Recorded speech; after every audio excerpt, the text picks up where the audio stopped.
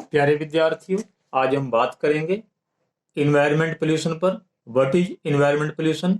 पर्यावरण प्रदूषण क्या है? मानव के चारों ओर का आवरण जिसमें मानव का जीवन संभव है पर्यावरण कहलाता है। अर्थात जो हमें चारों ओर से घेरे हुए है वही हमारा पर्यावरण है। इस पर्यावरण के प्रति जागरूकता आज की प्रमुख आवश्यकता है, क्योंकि यह प्रदूषित हो रहा है। प्रदूषण की समस्या वर्तमान समय में हुई औद्योगिक प्रगति के कारण उत्पन्न हुई है। आज इसने इतना विकराल रूप धारण कर लिया है कि इससे मानवता के विनाश का संकट उत्पन्न हो गया है। मानव जीवन मुख्यतः स्वच्छ वायु और जल पर निर्भर करता है। यदि दोनों ही चीजें दूषित हो जाएंगी तो मानव के अस्तित्व पर खतरा उत्पन्न होना स्वाभाविक है। अतः इस भयंकर समस्या के कारणों एवं उसके निराकरण के उपायों पर विचार करना मानव हित में है। प्रदूषण का अर्थ: स्वच्छ वातावरण में ही जीवन का विकास संभव है। पर्यावरण का निर्माण प्रकृति के द्वारा किया गया है। प्रकृति द्वारा निर्मित पर्यावरण जीवधारियों के अनुकूल होता है। जब इस पर्यावरण में किन्हीं तत्वों का अनुपात इस रूप में बदलने लगता है जिसका जीवधारियों के जीवन पर प्रतिकूल प्रभाव पड़ने की संभावना होती है, तब कहा जाता है कि पर्यावरण प्रदूषित हो रहा है। यह प्रदूषित वातावरण जीवधारियों के लिए अनेक प्रकार से हानिकारक हो सकता है। जनसंख्या की असाधारण वृद्धि एवं औद्योगिक प्रगति ने प्रदूषण की समस्या को जन्म दिया है और आज इसने इतना विकराल रूप धारण कर लिया है कि इससे मानवता के विनाश का संकट उत्पन्न हो गया है। औद्योगिक एवं रासायनिक कूड़े कचरे के ढेर से पृथ्वी, वायु तथा जल प्रदूषित हो रहे हैं। प्रदूषण के प्रकार: हम अब बात करेंगे प्रदूषण के प्रकारों पर। Kinds of pollution. नंबर 1, वायु प्रदूषण, एयर पोल्यूशन। वायु जीवन का अनिवार्य स्रोत है। प्रत्येक प्राणी को स्वस्थ रूप से जीने के लिए शुद्ध वायु की आवश्यकता होती है, जिस कारण वायुमंडल में इसका विशेष अनुपात होना आवश्यक है। जीवधारी सांस द्वारा ऑक्सीजन गैस को ग्रहण करता है और कार्बन डाइऑक्साइड गैस को छोड़ता है। पेड़ पौधे कार्बन डाइऑक्साइड ग्रहण करते हैं और हमें ऑक्सीजन प्रदान करते हैं। इससे वायुमंडल में वायु की शुद्धता बनी रहती है। परंतु मनुष्य की अज्ञानता और स्वार्थी प्रवृत्ति के कारण आज वृक्षों का अत्यधिक कटाव हो रहा है। इससे ऑक्सीजन का संतुलन बिगड़ रहा है और वायु अनेक हानिकारक गैसों से प्रदूषित हो गई है।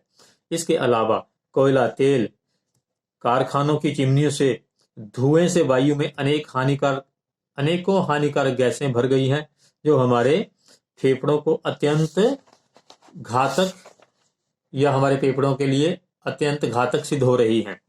नंबर 2, जल प्रदूषण या वाटर पोल्यूशन। जीवन के अनिवार्य स्रोत के रूप में वायु के बाद हमें जल की आवश्यकता होती है। जल को जीवन कहा जाता है, अर्थात जल ही जीवन है। जल का शुद्ध होना स्वस्थ जीवन के लिए बहुत आवश्यक है।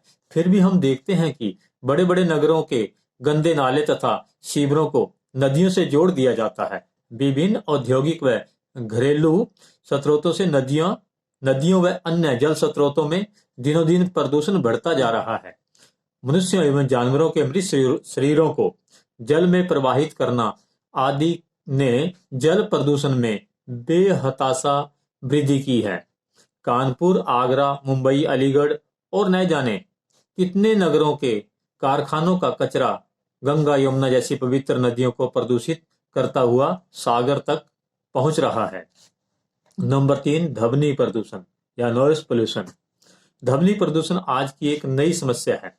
इसे वैज्ञानिक प्रगति ने पैदा किया है। मोटर कार, ट्रैक्टर, जेट विमान, कारखानों के सायरन, मशीनें, लाउड स्पीकर आदि ध्वनि के संतुलन को बिगाड़कर ध्वनि प्रदूषण उत्पन्न करती हैं। तेज ध्वनि से श्रवण शक्ति तो कमजोर होती ही है, साथ ही कार्य करने की क्षमता पर भी बुरा प्रभाव पड़ता है। इससे अनेक प्रकार की बीमारियां पैदा हो जाती हैं। अत्यधिक ध्वनि प्रदूषण से मानसिक तनाव के कारण मानसिक संतुलन बिगड़ने लगता है। नंबर 4, रेडियोधर्मी प्रदूषण, रेडियो एक्टिव पोल्यूशन। आज के युग में वैज्ञानिक परीक्षणों का जोर है। परमाणु परीक्षण निरंतर होते ही रहते हैं। इनके विस्फोट से रेडियोधर्मी पदार्थ वायुमंडल में फैल जाते हैं और अनेक प्रकार से जीवन को क्षति पहुंचाते हैं। दूसरे विश्व युद्ध के समय हिरोशिमा और नागासाकी में जो परमाणु बम गिराए गए थे, उनसे लाखों लोग अपंग हो गए थे और आने वाली पीढ़ी भी इसके हानिकारक प्रभाव से अभी भी अपने को बचा नहीं पाई। रासायनिक प्रदूषण, केमिकल पोल्यूशन, कारखानों से बहते हुए अवशिष्ट द्रव्यों के अतिरिक्त उपज में वृद्धि की दृष्टि से प्रयुक्त कीटनाशक दवाइयों और रासायनिक खादों से भी स्वास्थ्य पर प्रतिकूल प्रभाव पड़ता है। ये पदार्थ जल के साथ बहकर नदियों, तालाबों और अंततः समुद्र में पहुंच जाते हैं और जीवन को अनेक प्रकार से हानि पहुंचाते हैं। अब हम बात करते हैं प्रदूषण की समस्या तथा उससे हानियां।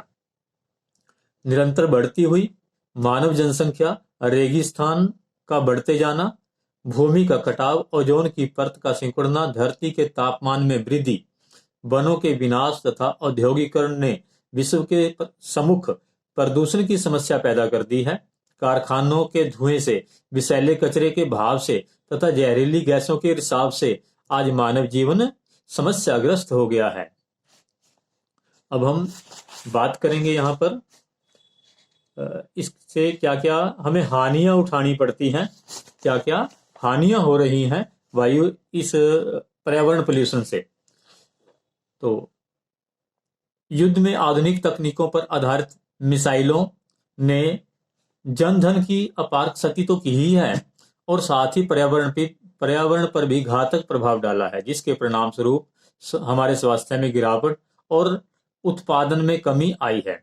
जो फसलों का उत्पादन है उसमें भी कमी आई है और हमारे स्वास्थ्य में गिरावट आई है। नंबर 2, वायु प्रदूषण का गंभीर प्रतिकूल प्रभाव मनुष्यों एवं अन्य प्राणियों के स्वास्थ्य पर पड़ता है। सिर दर्द, खांसी, दमा, हृदय रोग इत्यादि किसी न किसी रूप में वायु प्रदूषण से जुड़े हुए ये सब रोग उत्पन्न होते हैं। प्रदूषित जल के सेवन से मुख्य रूप से पाचन तंत्र संबंधी रोग उत्पन्न होते हैं। विश्व स्वास्थ्य संगठन के अनुसार प्रतिवर्ष लाखों बच्चे दूषित जल पीने के परिणाम स्वरूप रोगों से मर जाते हैं। अब हम बात करते हैं ध्वनि प्रदूषण की। ध्वनि प्रदूषण के कारण शारीरिक और मानसिक तनाव बढ़ता है। तो इस प्रकार ये अनेकों प्रकार की इससे हानियां होती हैं। अब हम बात करते हैं प्रदूषण की समस्या का समाधान। इसका क्या समाधान हो सकता है? महान शिक्षाविदों और नीति निर्माताओं ने इस समस्या की ओर गंभीरता से ध्यान दिया। आज विश्व का प्रत्येक देश इस ओर सजग है। वातावरण को प्रदूषण से बचाने के लिए अनेक समाधान किए जा सकते हैं। तो पहला समाधान हम बात करते हैं इसमें, नंबर 1, पर्यावरण को प्रदूषण से बचाने के लिए वृक्षारोपण सर्वश्रेष्ठ साधन है। हमें वृक्षारोपण करना चाहिए। नंबर 2, पर्यावरण को प्रदूषण से बचाने के लिए बढ़ती हुई जनसंख्या को रोकना होगा। नंबर 3, औद्योगिक धुएं को बाहर निकलने के लिए ऊंची चिमनियां लगाकर समुचित या उचित व्यवस्था करनी होगी। नंबर 4, परमाणु परीक्षणों पर रोक लगानी होगी। नंबर 5, घरेलू कचरे को समाप्त करने के लिए निरंतर उचित उपाय करने होंगे। नंबर 6, औद्योगिक मल को जल स्रोतों में गिरने से रोकना होगा या नदियों में गिरने से रोकना होगा। नंबर 7, सार्वजनिक रूप से लाउड स्पीकरों के प्रयोग पर रोक लगानी होगी।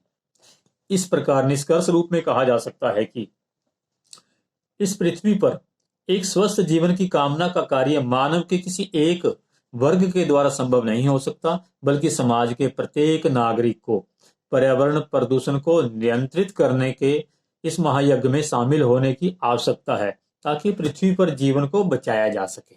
धन्यवाद।